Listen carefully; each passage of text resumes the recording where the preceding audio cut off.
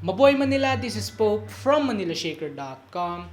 2021 is jam-packed with budget gaming smartphones. And today we have another Tecno device on our hand, the TECNO Pova 2. This smartphone is in partnership with the famous Mobile Legends Bang Bang. This collaboration is to celebrate the camaraderie among players and the ability of teams to overcome odds and obstacles as long as they work together. Aside from that, the top selling points of this device are the MediaTek Helio G85 chipset, a 6.9 Full HD Plus display, and the whopping 7000 mAh battery. But can it actually give us a great gaming experience despite the price point? Let's find out on our gaming review of the TECNO Pova 2.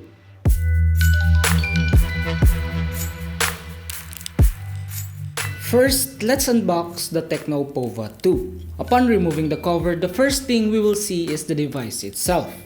Setting that aside, let's run through some other stuff inside the package. Underneath the device, we get warranty cards, translucent jelly case, SIM ejector pin, headphones, 18 watts power brick, and surprisingly, the device itself already sports a USB Type-C for its charging. The color variant of our review unit is polar gray. Now heading to the device. It is quite heavy, weighing 185 grams, which is understandable since it packs a large battery. It has a textured finish which adds grip to the device. It has a 48 megapixel quad cam on the rear and an 8 megapixel camera on the front. Now going around the frame, it has a headphone jack, a SIM tray, a side-mounted fingerprint scanner, and USB Type-C for its charging. Now switching to the front, it boasts a 6.9 Full HD Plus IPS LCD screen. It has a 180Hz touch sampling rate and 389 ppi density. Just a reminder, touch sampling rate and refresh rate are two different things. Refresh rate is about refreshing the content displayed on your screen, while the touch sampling rate is about how quickly touch on the screen is registered by the display. It also has a 6GB of RAM and 128GB of external storage. Now as usual, we will start with a fully charged device to also test the performance of the 7000 mAh battery. Now let's begin our gaming test. Let's begin with the game that this device is in partnership with, Mobile Legends. This game pretty much runs on every smartphone as long as you have 3 gigs of RAM and storage to store all its game files. Now for its settings, by default everything is turned on plus high graphics quality. Although we can't go any further still, this is good enough at this price point. Gameplay was smooth and no stuttering occurred even at clashes.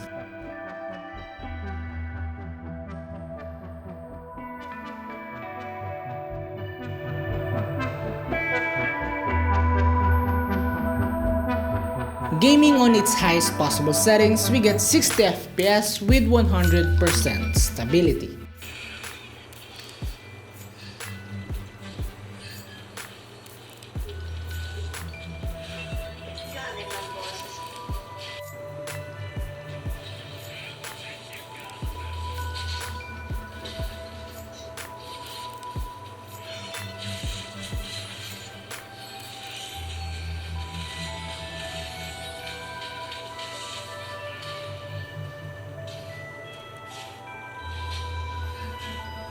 Watch out for the upcoming TECNO Mobile Power Your Game live show match between top gaming streamers and TECNO fans and get a chance to be a winner of more than 250 phones and Mobile Legends game skins.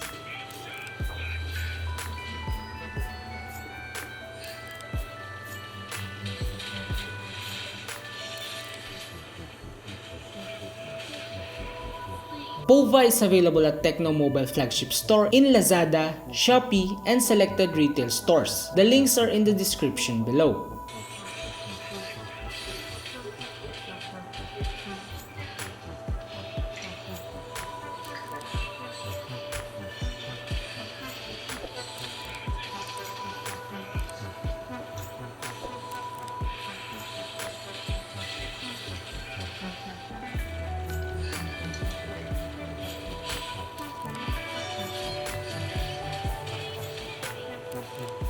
Also follow TECNO Mobile Philippines on Facebook for a chance to win your own Pova 2 and Mobile Legends game skins.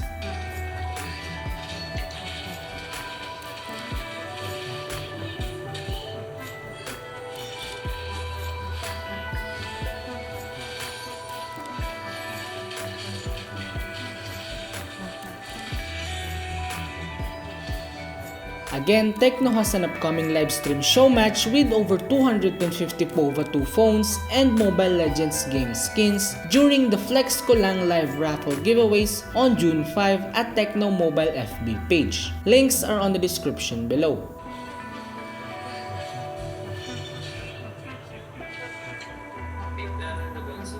If you are interested in buying a TECNO device or you want to check them out, go to their TECNO Mobile store in Lazada and Shopee. And also follow them on Facebook so you'll have a chance to win Pova 2 phone and Mobile Legends game skins. All links are in the description below. So for the asking price of 7,990 pesos, the TECNO Pova 2 is a worthy gaming smartphone competitor on the entry-level segment. In addition to its gaming performance are the 6.9-inch Full HD Plus dot-in display, a 48-megapixel quad camera, the Helio G85 gaming chipset, and the large 7,000 mAh battery. So that is the unboxing and the gaming review of the TECNO Pova 2.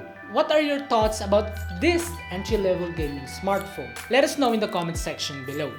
Thank you guys for watching. Be sure to subscribe and ring the bell so you will be updated with our future contents. Also, don't forget to visit manila.shaker.com for more tech news, reviews, and comparison of the latest device. Once again, this is Pope, and mabuhay Manila!